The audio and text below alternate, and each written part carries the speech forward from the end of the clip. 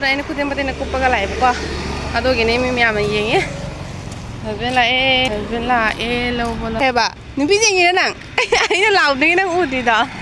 Yan bali singa mai tha de. Sorry. Bese phade uli singa mani la uri de. Mani ne. Bagian no video taram oksari. Ado miyam hosi sin nungthin ni bako ai chan pi school halak pagi ai se room la bako ado ai singa si se euta pi suba nang hogdre bako do dunai hosi nungthin hosi sum surani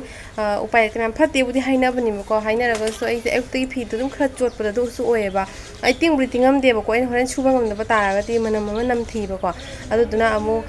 keno amu habraga comfort mu ke kan hapaga to bodo sum thabak amani ko ai horen thenga ri ko halak pada mana mana thengi bayam bako ado dunai to de to dunai hosi phi suram bani to hosi nungthin ne ba to se nungthin ni miyam to hosi ngak le di sana ta ni hosi pung mari ta re bako ado makha ta blog to sum jeng mina si miyam ai singa si sum ko pakha chau sirana khalam mane bako pi sum na haure ko ko su sang de miyam khanga ba adu go di ai se katang ta hor paga seng bo khot paga do adu jam da ka phangja dra ne bako ado dunai na tum kha kha miyam sanga ga sum koi do ayam ba ai se palar da jate ba ise ko palar da jate ado dunai na ngasi di dum chau sirana khan mani miyam jara ga di sum ulak ke bako ado ai se matam phanga ga ni chato je phanga di chala loi bako ado husband thabak akan ba malai bako ado mana thabak to kai gumba haji ka si to ba sakhi ba tara ga di ko ai do chala loi ta to ba tara ga di chekani do miyam sum se to roke ado makha ta video sum jeng si miyam ai na phi je khadi phawat pa hore bako ado ai sum uhala ke miyam ding minasi dugo miyam ai si sang dana si mana kai haidan maming de khang de miyam si se ado si se lei ge sai bi de ko ado lei ge sai yam phaja bani mana ado pa ngai no ko loi de color ko ma tha thai ba ko ma thon ta meya inge mama kha meya denge nu meya si kam chaw na hawi ju nu meya chaw do ri meya se ado miyam ai fi se sudo ani hoji ko do lora ga iru thokani ba do na isim dress se sena dum tabo ko sure miyam ko habadi angang chon tin bagi chato nyan ang de ko miyam do na kyan men ga ta de miyam ko do ai fi sim lora ga fi sudo ni ba ko alang mani na ai uti gi de ko do na ko mai thokpo la ga chet ba dai nuai te ba ado si se na fi sukulam ba sing tha do ko se phau do khrani ado ko miyam pa to ga phau do tro bani ko live se khang de miyam haidi kamaina haidi ilai na ko hana ikom kom na jam kom na ko haibadi game ma thong khangdangi ayuki chak thongani barogi mu thongani charani haibadi adugi ahen ma thabok to kisum laite ba ko jam phajana kom na le ba hai tare ko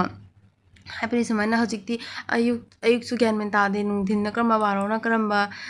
sandana karamba ko thong ta nai de ko myam do su akhanda bodi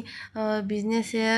success oiba haina ko ka jari makai chawkhalamba hojikti yam pikpa ko macha hogolak puta ngai dina ko aduduna akhoi su yaudaba yadaba ko akhoi su yinghen bado yaudaba jadaba to chawkhala ga di sum magi mai mi sing du sum kana form mai ta driba ko thabuk suba la ga su ai su yauri ba ko husband su yauri akhoi ki sum phamaga leiba ja de ba thabuk suba sing to la yen ne aduna mayam jam hogot pa matam di jam kom na khan bado admana khalui ba ko do hojiti khanjale ko mi gam na thamningak tre dum haibadi angam ba tawra lore na khanjale ba adu re ko sum jarak ti ba mi lakwa matam da ne nungai te ba mi myam lakwa matam na nungai adu ko mayam se lore ai haji iru tho urage ko ko hola senba lore ba ko do tho ni ase je sum ile ba ko si jan nungai ba pa ban ne ni myam song wi yaw de ko ni no ji chen ge re ne no hai ta bo hai ta da na oi thoi myam jo ga mo ka da bo ka ro ke position ki the ba ko do na ko ko chale he tapi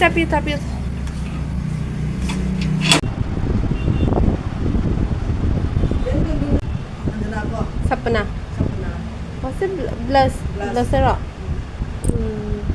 Asih di bawah sih ya. Sunscreen ja. Sunscreen dia ni kan orang sini. Face spray. Face spray ro.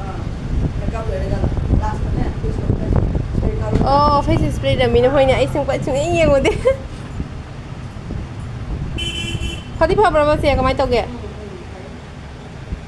Long lasting way bro.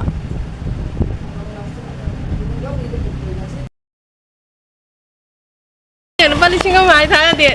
Bese phade uli singa mani la uri de. Mani ne. Bio mama ji ka ngau iram de yo.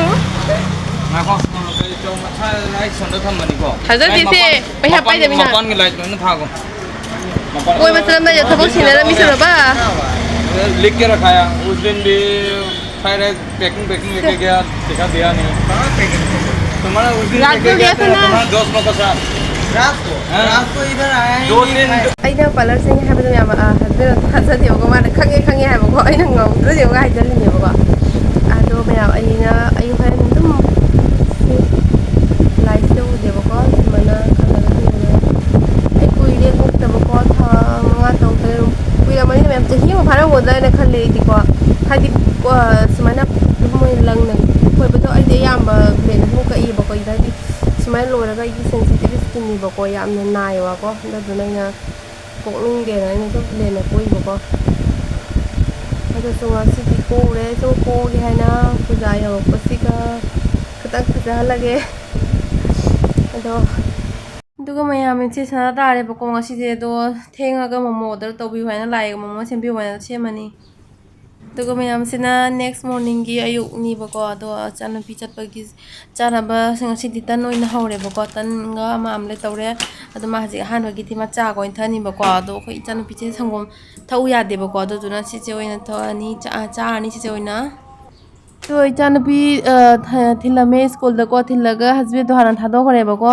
मा दुकान the चलो हाना ने अदु अइना दुम खोंग लागे नै फी खरा सुदब ले बको अदु नुवालगा मथंगी नेस की चानुपी की ड्रेस तो की गंग ताब खोबदो व्हाइट ड्रेस ताए बको अदु दुनाइ जो सुदो मगा चलगे ना तो हजि खोंग चलेबा सो ओइ हजि कान ख थबक कर चिन बगी ने या अदो ओइ हजि हस्बैंड बदि लो बुलाओ ना हागी बनी बा नोमा लाक्ट्री तो इसमें चखले बको ना को जब दोरे अदु मैम योरगा उलागे मम्मी से पो मेंगरा फजना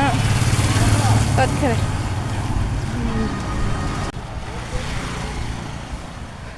मैम जोरगा उलागे को नि मैम ले जियांगे sonda su doi जोरगा उलागे राइन खुदेम बते न कुपगा लाइ बको अदो गिने मी मैम येंगे हस्बैंड लाए लो ताओ ने नुपी येंगी ना खंगदे तो उदे है बा नुपी येंगी ना नंग आइना लाउदे ना उदे दा से लंबी जगह में कार तनो ने ट्रक को वहां में रंग के लोन नहीं देना यस चाक थोंगा थोंगा हाइगा तो पैसा और ना नहीं देना हिंगा थबक तबगा पैसा हाना पेमेंट थबक तब तंगाई मिसिंग पेमेंट हाना त लौरे मैम को का साइ बिजनेस तबराय वो यौरे दुकान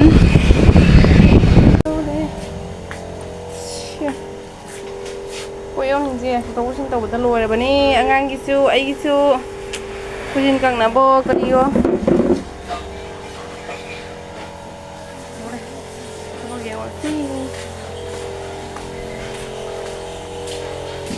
हस्बैंड जो ब्लॉग तो है जाओ हाय यादे को मा जाहन के तबनी को अदो याद्रे तो मैम सुम तम तम न होना के याउनबा